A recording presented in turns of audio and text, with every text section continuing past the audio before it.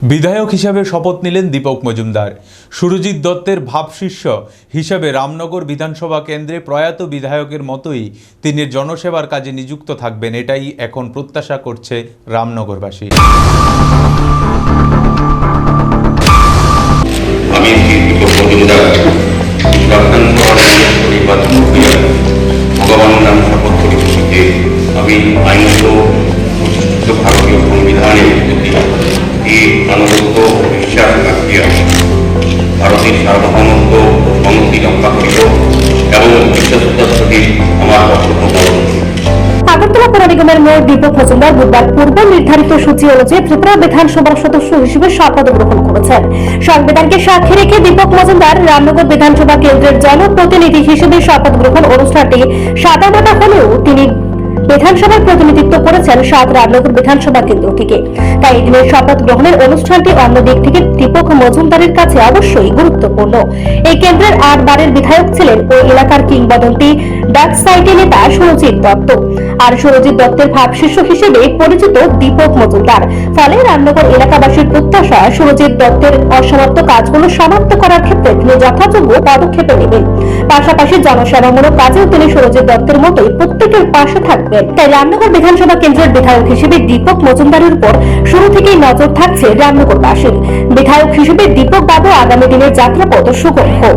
আমরা এশিয়ান টাইমসের পক্ষ থেকে তাই শুরুতেই রাজ্যের নবনির্বাচিত বিধায়ক দীপক মজুমদারকে আগামী দিনের জন্য শুভেচ্ছা জানাই। ত্রিপুরা রাজ্যের সাধারণ মানুষের কাছে দীপক মজুমদার অপরিচিত কোনো নাম নয়, বরং বলা চলে দীর্ঘদিন ধরে রাজনৈতিক এবং সামাজিক অঙ্গনে বৃত্ত পদচারণায় দীপক মজুমদার এই রাজ্যের বিরাট অংশের মানুষের কাছে পরিচিত এবং সমধিক সমাদৃত। বিশেষ করে এই সময়ের মধ্যে আগরতলা পৌর নিগমের মেয়র হিসেবে দায়িত্বভার পালন করতে গিয়ে রাজনৈতিক দলমত নির্বিশেষে প্রায় সকলের ঘরের সন্তান হয়ে উঠেছেন দীপক মজুমদার। কারোর কাছে দীপক মজুমদার আবার কারোর কাছে প্রিয় অলিকদা। যেভাবে দিন রাত এক করে সাধারণ মানুষের প্রায় ঘরে থাকার চেষ্টা করেছেন, সেই নিরিখে দীপক মজুমদারকে নিয়ে প্রত্যাশার পারদ রীতিমতো রামনগরবাসীর কাছে ক্রমশ বাড়ছে। এখানে একটা জিনিস বলে রাখা ভালো, রামনগর বিধানসভা কেন্দ্রে বরাবরই বিভিন্ন কারণে বিশেষ করে প্রয়াত জননেতা বিধায়ক সুরজিৎ দত্তের সমাজসেবামূলক কাজের দৌলতে বিশেষ পরিচয় পেয়েছে। এই জায়গায় দাঁড়িয়ে একইভাবে একটা বিরাট সংখ্যক মানুষ যে এখন নতুন বিধায়ক দীপক মজুমদারের দিকে তাকিয়ে থাকবেন তা কিন্তু হলফ করেই বলা যায়।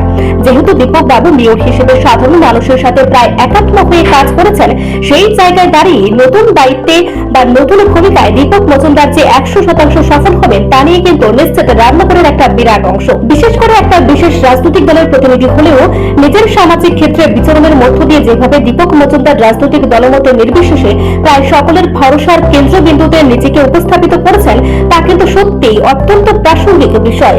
সুরজিৎ দত্তের ছেড়ে যাওয়া আসনে বসার পর দীপক মজুমদার পূর্ণ উদ্যমে গোটা রামনগরবাসীর ভরসার কেন্দ্রবিন্দুতে নিজেকে প্রতিষ্ঠিত করবেন, এটা শাসক দলের বিধায়করা সবাই চাইছেন।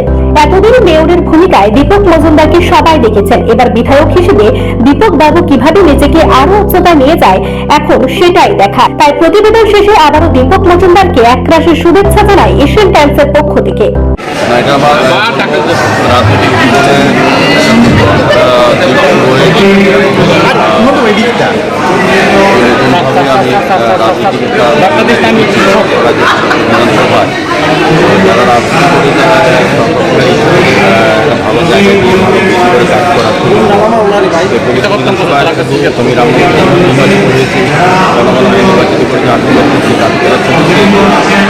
পাশাপাশি সারা রাজ্যের হয়েও কিন্তু উন্নয়নের নতুন